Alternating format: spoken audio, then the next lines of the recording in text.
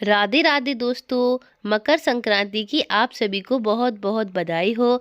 दोस्तों, जैसा कि हम सभी जानते हैं कि मकर संक्रांति आने वाली है और मकर संक्रांति पर खिचड़ी के गुप्त दान का बहुत ज़्यादा महत्व माना जाता है। यदि आप मकर संक्रांति पर खिचड़ी का गुप्त दान करते हैं तो आपके घर में अन्न धन की कोई कमी नहीं होती है।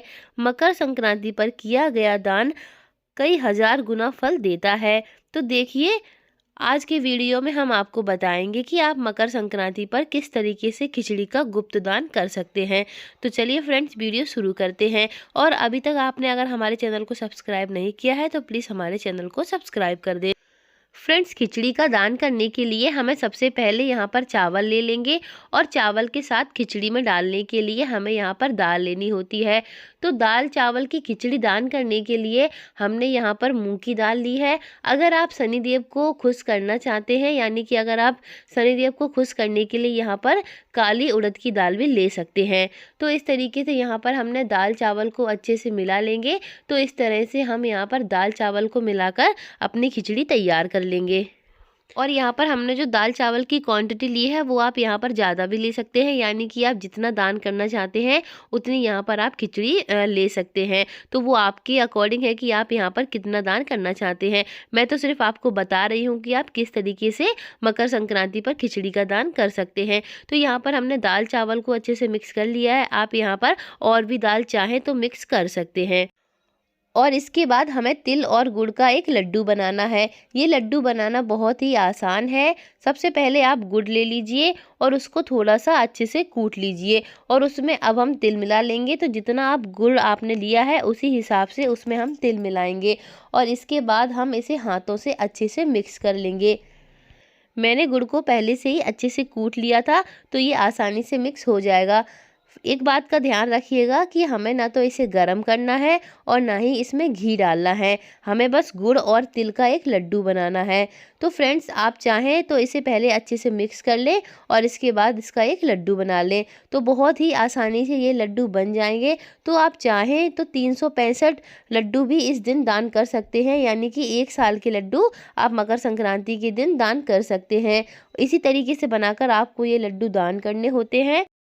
लेकिन अभी यहाँ पर मैंने खिचड़ी के लिए एक लड्डू बनाया है। तो इसी तरीके से आप खिचड़ी के लिए यहाँ पर एक लड्डू बनाकर तैयार कर सकते हैं। तो अब हमें क्या करना है कि यहाँ पर हमने अपनी खिचड़ी ले ली है। खिचड़ी के ऊपर हम ये तिल और गुड़ का लड्डू मैं इस खिचड़ी के ऊपर रख रही हूँ। तो आप जब भी खिचड़ी का दान कर रहे हैं तो इस तरीके से लड्डू ज़रूर बना लें, क्योंकि गुड़ और तिल का दान बहुत ही ज़्यादा शुभ फल देने वाला होता है। और अगर आप इसे खिचड़ी के साथ दान करते हैं तो ये और अधिक फलदायक माना जाता है। तो इस तरीके से जब भी आप खिचड़ी का दान करें तो उसके साथ इस तरीके से तिल और गुड़ का लड्डू बनाकर जरूर दान करिएगा। इससे आपको बहुत ज़्यादा फल प्राप्त होगा। तो हमने इस तरीके से खिचड़ी के लिए यहाँ पर तिल और गुड़ का लड्डू बनाकर तैयार कर लिया है। दोस्तों, चलिए अब हम देखते हैं कि हमें खिचड़ी बनाने के लिए और किन किन चीज़ों की ज़रूरत पड़ती है जिनको हम मकर संक्रांति के दिन दान कर सकते हैं। वैसे तो आप बहुत सारी चीज़ें होती हैं उनको आप दान कर सकते हैं, पर हम यहाँ पर खिचड़ी का दान कर रहे हैं तो खिचड़ी में जो बेसिक चीज़ें डाली जाती हैं उनको हमें आज के दिन ज़रूर से ही दान करना चाहिए। तो सबसे पहले यहाँ पर हम खिचड़ी ले लेंगे, उसको हम इस तरीके से एक थाली में रख लेंगे और इसके बाद हमें खिचड़ी बनाने के लिए सबसे ज़्यादा ज़रूरत पड़ती है नमक की। और नमक का जो दान होता है वो महादान माना जाता है। तो मकर संक्रांति के दिन हमें नमक का दान जरूर से ही करना चाहिए, क्योंकि नमक हर इंसान की ज़रूरत होती है। और जब भी हम कोई खाना वगैरह बनाते हैं तो उसमें हमें नमक की ज़रूरत पड़ती ही है। तो आप यहाँ पर नमक का दान जरूर करें। और इसके बाद हम खिचड़ी में डालने के लिए यहाँ पर देसी घी ले लेंगे। तो यहाँ पर हमने 1 कटोरी घी ले लिया है। फ्रेंड्स, इस क्वांटिटी को आप अपने अकॉर्डिंग कम या ज़्यादा कर सकते हैं। मतलब जितनी आपकी कैपेसिटी है दान करने की उतना ही आप दान करिएगा, जो कि मैं आपको पहले भी बता चुकी हूँ। तो यहाँ पर हमने नमक और देसी घी ले लिया है, क्योंकि खिचड़ी बनाते समय उसमें घी भी डाला जाता है। तो यहाँ पर हमें सारा सामान दान करना है जो सामान हमें खिचड़ी में डालने के लिए चाहिए होता है। तो यहाँ पर हमने नमक और घी ले लिया है। इसके साथ ही बहुत से लोग होते हैं जो अपनी खिचड़ी में हल्दी डालते हैं और बहुत से लोग नहीं डालते हैं, लेकिन मैं अपने घर में खिचड़ी बनाती हूँ तो मैं उसमें हल्दी डालती हूँ, इसीलिए मैं यहाँ पर हल्दी का भी दान कर रही हूँ। तो यहाँ पर हम 1 कटोरी में हल्दी भी ले लेंगे। अब इसके बाद यहाँ पर हम कुछ दक्षिणा भी ले लेंगे, क्योंकि जब भी हम कोई दान करते हैं तो उसके साथ हमें दक्षिणा जरूर से ही रखनी होती है। तो दक्षिणा आप अपने सामर्थ्य के अनुसार ले सकते हैं। 11, 21, 51, 101 जितनी आपकी क्षमता हो उस अकॉर्डिंग आप यहाँ पर दक्षिणा को दान कर सकते हैं। तो यहाँ पर हमने दक्षिणा भी रख दी है। दोस्तों, खिचड़ी बनाने में तो बहुत सारे सामान की और भी ज़रूरत पड़ती है। आप यहाँ पर कुछ सब्जियों का भी दान कर सकते हैं, लेकिन वो मैं आपको बता देती हूँ। आप यहाँ पर काली दाल है ना, हरी दाल, जो भी दालें हों वो आप यहाँ पर दान कर सकते हैं। और सब्जियाँ दान कर सकते हैं, गोभी, मटर, गाजर, जो खिचड़ी में बहुत से घरों में डाली जाती है। तो वो आपके अकॉर्डिंग है कि आप क्या क्या दान करना चाहते हैं। जैसी आपकी क्षमता हो उस हिसाब से आप दान कर सकते हैं। तो इस तरीके से हम सारा सामान रखने के बाद इस सामान को हम एक बार मिनस देंगे, क्योंकि जब भी हम कोई दान करते हैं तो उसको मिनसना बहुत ज़्यादा ज़रूरी होता है।